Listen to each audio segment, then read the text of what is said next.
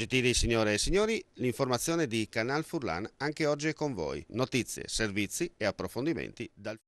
È stato trovato senza vita Enzo Fogagnolo, l'80enne originario di Rovigo e residente a Cervignano del Friuli, che era riuscito a fuggire dalla casa di riposo Sereni Orizzonti di Aiello del Friuli 3 settimane fa e di cui si erano perse le tracce. L'anziano pare essere deceduto per cause naturali. Sul posto i carabinieri di Aiello.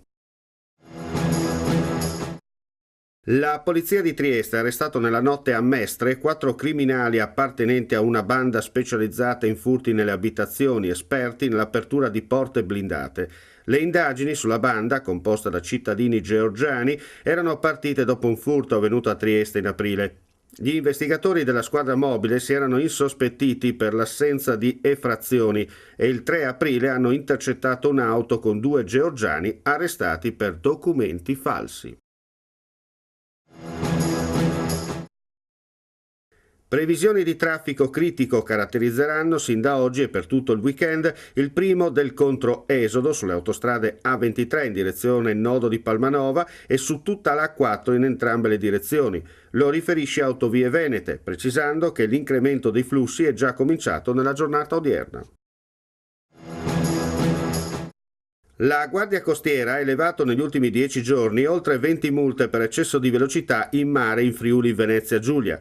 Il dato è emerso nel corso di una conferenza stampa a Trieste. I trasgressori dei limiti di velocità, tra i 5 e i 6 nodi, sono stati individuati a Grado e Porto Nogaro. Le multe sono scattate dopo un periodo di sensibilizzazione e di avvisi ai diportisti. La velocità viene rilevata con dei telelaser fissati a terra. Nel 1917 la chiesa di Sant'Osvaldo veniva distrutta dallo scoppio di una polveriera. Da allora sono state ritrovate delle foto e prosegue la mostra proprio su questo sito relativamente a tutti i bambini che hanno fatto la prima comunione in loco. Abbiamo deciso, diciamo anche all'ultimo momento, che siccome la ricorrenza è il 27 agosto, dove in via Pozzolo c'era la vecchia chiesa, 300-400 metri prima di questa, e di fronte c'era un deposito, c'era l'ospedale militare e un deposito di munizioni saltato in aria. Si sta ancora indagando su quanti morti e su che cosa è successo realmente.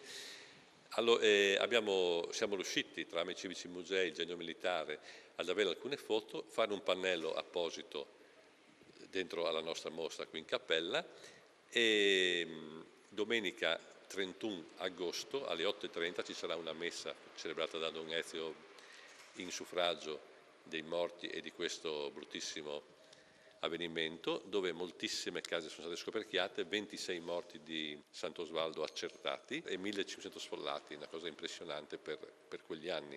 Peraltro una chiesa costruita in pochissimo tempo nel 1911. Sì, la chiesa, la prima pietra è stata messa a passo quindi ad aprile del 1911 e a Natale, sempre del 1917, è stata inaugurata a tempo record che ci scordiamo queste cose al tempo d'oggi e purtroppo distrutta 6 anni dopo. Ora ricordiamo i 90 anni della chiesa nuova costruita nel 1924, la prima pietra nel 22, quindi già sono 2 anni per costruirla, con una mostra dedicata ai ragazzi della prima comunione perché l'unico momento che tutti siamo entrati in chiesa è quello della prima comunione. Cresima, battesimi e matrimoni ormai sono libri di celebrarli dove si vuole, ma invece la comunione, come rappresentano tutte queste foto, è un segno di quanti bambini in 90 anni sono entrati in questa chiesa. Oggi una visita particolare da parte della Presidente della Giunta regionale Serracchiani. Oggi abbiamo avuto questa bellissima telefonata in cui ci annunciava che stamattina sarà qui con noi la Presidente perché proprio vuole vedere e la mostra relativa ai bambini che quella relativa allo scoppio perché era interessata a essere fra noi e ci fa molto piacere questa sua volontà di essere presente anche a Sant'Osvaldo in un piccolo quartiere dove comunque pian piano stiamo valorizzando questo quartiere vecchio come età ma giovane per la voglia di fare. Il comitato contro la riconversione dell'ospedale di Gemona non si arrende, in programma per stasera, tarda serata, una lucciolata proprio davanti all'ospedale. Esattamente, stasera i comitati che difendono l'ospedale cittadino hanno indetto una lucciolata per rimarcare ancora una volta l'iniquità del disegno di legge che la Giunta regionale sta portando avanti e soprattutto per sottolineare l'importanza che il nostro nosocomio, come quello di Cividale, come quello di Maniago, sono un presidio fondamentale per la montagna e per la pedemontana. La presidente Serracchiani intanto è andata più volte a Gorizia ed è stata invitata, dunque l'attendono a Cividale, a Gemona. Allora i comitati, sia la Cicogna che il comitato San Michele, hanno chiesto un appuntamento sia a lei che alla dottoressa Telesca ancora l'anno scorso, lettera morta. A questo punto quali sono le aspettative? Perché il tempo corre. Noi vorremmo che questa riforma sanitaria, o meglio controriforma, avesse tempi più lunghi per poter essere condivisa almeno in parte dopo una discussione con il territorio interessato. Però questo sembra che non sarà possibile perché la nostra Presidente ha molta fretta di concludere e quindi appuntarsi al petto la medaglietta di questa riforma. Noi chiediamo semplicemente che la nostra struttura sanitaria, che è fondamentale per il territorio, rimanga così come è oggi, dato che già negli anni scorsi, dalla Fasola in poi, è stata pesantemente depauperata di alcune funzioni e servizi. Ciò che resta è fondamentale per la nostra comunità e il nostro territorio. E che servizi vorreste restassero all'interno dell'ospedale? Oggi come oggi sono rimasti i servizi fondamentali di base di un ospedale, ovvero sia un pronto soccorso, un'area d'emergenza, una medicina che ha il 98% di utilizzo dei posti letto, praticamente quando un degente esce ce n'è già pronto un altro a prendere il suo posto, e una chirurgia che è ormai basata esclusivamente sul day hospital e sul week surgery, ovvero sia una chirurgia di base molto semplice, che però è quella che interessa di più ai nostri cittadini, perché in caso di importanti interventi ognuno decide dove andare e dove è il medico migliore, dove c'è il chirurgo più adatto per il suo problema.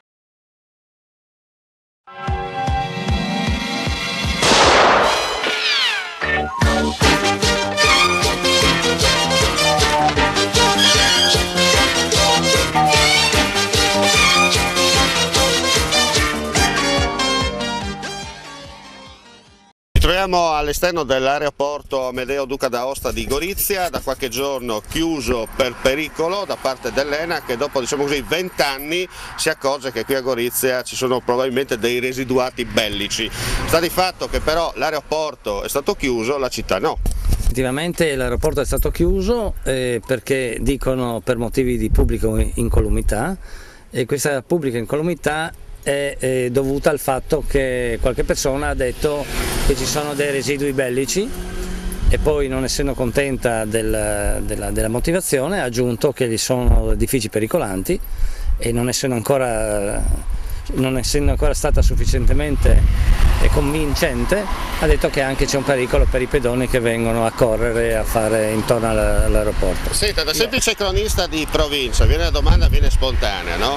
Si accorgono ora che succedono queste cose oppure per 20 anni hanno fatto finta di niente? No, diciamo che per tanti anni hanno fatto finta di niente, anche perché a suo tempo sono state fatte già diverse bonifiche, le piste ad esempio sono state arate e riarate più volte anche a profondità di quasi mezzo metro e non è mai stato trovato sulle piste nessun ordigno, e quindi è un assurdo che vengano chiuse le piste e interdetto il volo. Secondo lei qual è la motivazione reale? È difficile dirlo, noi riteniamo che questo sia un pretesto. Cioè ci sia qualche persona che non sappiamo chi, comunque che abbia voluto affossare l'associazione, non so quale sia il motivo, perché l'associazione transfrontaliera Duca d'Aosta, di cui io faccio parte, è nata un anno fa e in un anno è riuscita finalmente a fare una manutenzione straordinaria dell'hangar, è riuscita a sistemare le piste, è riuscita a portare dentro 20 aeroplani che volavano regolarmente, e quindi questo potrebbe aver dato fastidio a qualcuno, o qualcuno vorrebbe essere al posto nostro a gestire tutta la situazione adesso che le cose sono fatte. Chiaramente, no? Quando le cose in Italia funzionano poi si devono bloccare. Possiamo dire l'ennesimo sgambetto a questa città. E infatti, oltre, adesso senza entrare in politica, ma dopo aver perso il punto nascita perdiamo anche l'aeroporto, perderemo anche il municipio e quindi a quel punto diventeremo tutti, anzi ci converrà forse andare dall'altra parte in Slovenia a fare, che forse ci accolgono più volentieri. Diventerà, come si dice, nuova Gorizia in questo caso. Senta, al di là delle battute e comunque dei sassolini, qua più che sassolini veramente bisogna scavare una montagna, questo aeroporto era previsto eventualmente la possibilità di fare anche atterrare degli aerei a livello, diciamo così, commerciale, non di grossa cilindrata, però insomma la possibilità c'era, no? Per lo sviluppo anche transfrontaliero della zona. Ma questo è un aeroporto di categoria 1 e quindi teoricamente possono atterrare gli aeroplani che rientrano in questa categoria. Attualmente diciamo che l'aviazione generale si basa soprattutto sugli aeroplani ultraleggeri che hanno una normativa molto più leggera e permette anche, diciamo, a tutte le persone anche che non hanno grandi risorse di poter provare l'emozione del volo. Perfetto, adesso sentiamo il Presidente invece. Presidente, immagino che lei sia non arrabbiato di più. Il problema grosso è il problema economico che ci ha comportato questo improvviso avviso di sgomberare in 448. Avevamo 19 velivoli dentro l'hangar in 3 giorni, perché l'avviso ci è arrivato sotto Ferragosto, con 3 giorni festivi, in pochi giorni abbiamo dovuto sgomberare l'hangar. Di 19 aeroplani ce ne sono rimasti 3 e probabilmente quelli che sono andati via non ritornano più, perché un danno economico non da poco. Senta, in soldoni, quanto vi costa questo scherzetto?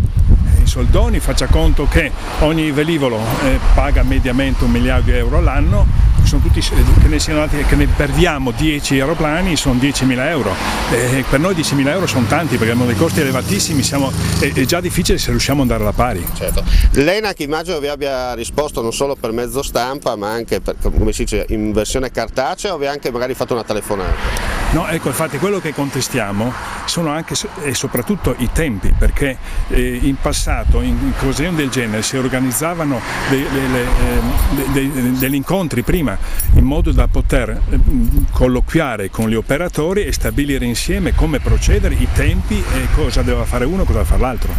Senta, perché qualcuno dice che gli uffici pubblici non sono obbligati a darvi una risposta, no? Questo mi è stato detto da un comune della provincia di Udine. Mi sembra che invece un ufficio pubblico deve dare una risposta chiara e trasparente, no? Questo non lo so, non sono sicuro. Dovrebbe teoricamente rispondere entro un certo periodo. Al momento non abbiamo mai avuto risposte, però forse non sono passati 30 giorni, non lo so. Una vecchia battuta di Noschese diceva: quando torneranno a funzionare le poste scriveremo la lettera. Senta, al di là di questo, anche per un po' sdrammatizzare, però mi immagino la vostra situazione. Da ora in poi cosa farete di concreto? Ma diciamo che le nubi cominciano un po' a allontanarsi dall'orizzonte. Ieri abbiamo avuto un incontro molto importante col sindaco e con la società che dovrebbe prendere in futuro la gestione dell'aeroporto. Per cui prevediamo che in tempi relativamente brevi si sblocchi. Come visto, noi stavamo prendendo le misure per sistemare gli edifici a rischio, per sistemare la recintazione. Diciamo, all'inizio ero molto pessimista, ora comincio a vedere che c'è la volontà di fare qualcosa, per cui io penso che forse nel giro di qualche settimana riusciamo a tornare nuovamente operativi. Perfetto. Lei invece è un membro componente di questa associazione e ha deciso di fare una protesta civile, chiara e trasparente. Sì, io sono un socio dell'Aeroclub e in più ho un'attività, ho un'officina aeronautica di manutenzione e riparazioni di aerei. Ecco, so che questa protesta comunque ha fatto effetto.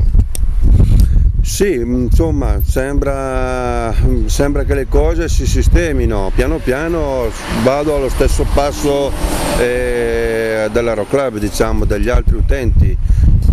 La speranza è l'ultimo a morire, quindi speriamo che tutto si sistemi e si possa ricominciare a lavorare.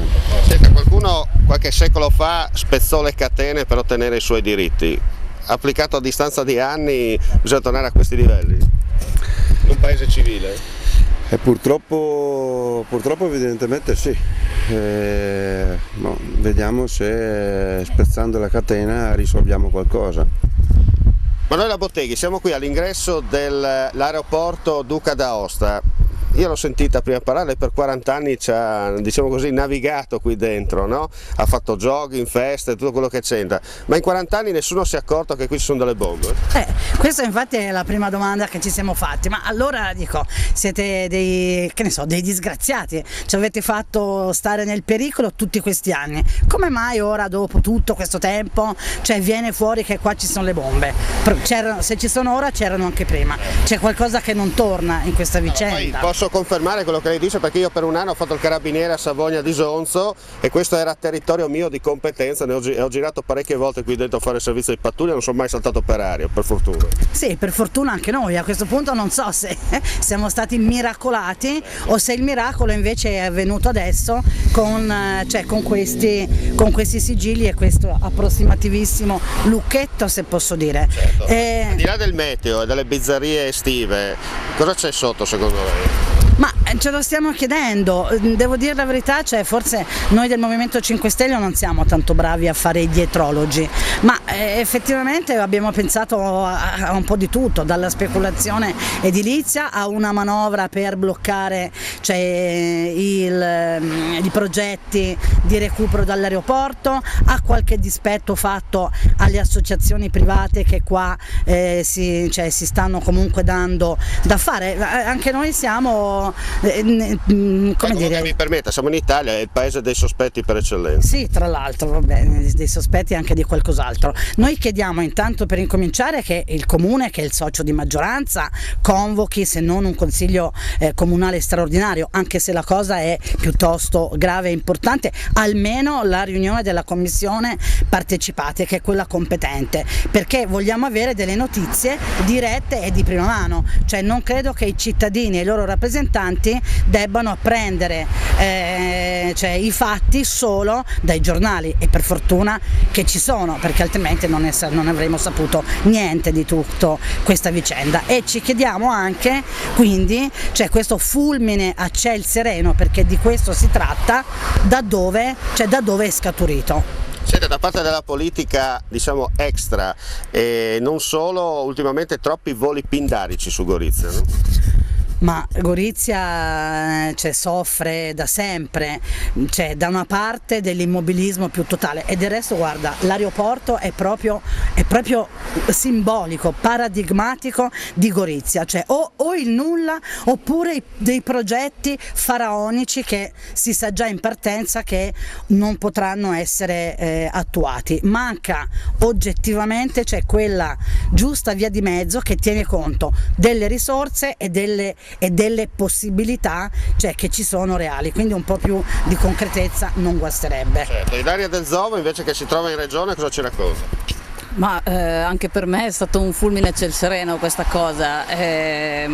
Prima, parlando con il rappresentante, mi raccontava un po' la situazione, anche loro sono caduti di colpo, voglio dire, si sono trovati questo provvedimento in piedi. Io credo che qualcuno debba assolutamente dirci cosa è successo, deve assolutamente prendersi la responsabilità qualcuno. Qui invece c'è un continuo rimbalzo di responsabilità da una parte all'altra, e questo credo che non si possa assolutamente permettere. Mi permetta, nel 2014 fare ancora questi giochetti all'italiana è un po' superata, no? Certamente, sarebbe ora appunto che qualcuno si assumesse le proprie responsabilità e ci dicesse realmente quello che è accaduto, se le bombe ci sono, e se ci sono la cosa è veramente veramente grave. Senta, una battuta così, tanto per farla chiara: il suo reuma preferito cosa le consiglia come Ilaria Del Zovo, non consigliere regionale? Come andrà a finire? Ma sicuramente, essendo in Italia, io non credo che andrà a finire molto bene, probabilmente aspetteremo mesi prima di avere una delucidazione e andranno avanti per altri mesi a rimbalzarsi le responsabilità uno con l'altro. Previsioni del tempo per sabato 23 agosto. Su pianura e costa avremo nuvolosità variabile con alternanza di schiarite ed annuvolamenti. Sui monti cielo più nuvoloso con tempo più stabile al mattino. Sarà probabile qualche rovescio o temporale sparso. Dalla sera e nella notte i temporali potrebbero essere più diffusi. Il nostro gruppo mette a disposizione sulle 5 reti televisive spazi per la realizzazione di trasmissioni commerciali, politiche, culturali, sportive ed altro ancora, autogestite. Gli interessati potranno telefonare in orario d'ufficio al numero in sovraimpressione, un'occasione da non perdere. Il nostro gruppo Media Triveneto ricerca un coordinatore commerciale addetti alla vendita di pubblicità nelle regioni Friuli, Venezia Giulia e Veneto. In particolare le aree interessate sono Pordenone, Udine, Portogruaro, Trieste e Treviso. Interessati o interessate potranno telefonare in orario d'ufficio allo 0434 55 14 55, lasciando le proprie generalità e numero di telefono per il colloquio preliminare. L'informazione per oggi su Canal Furlan termina qui. Come sempre, grazie per l'ascolto, alla prossima.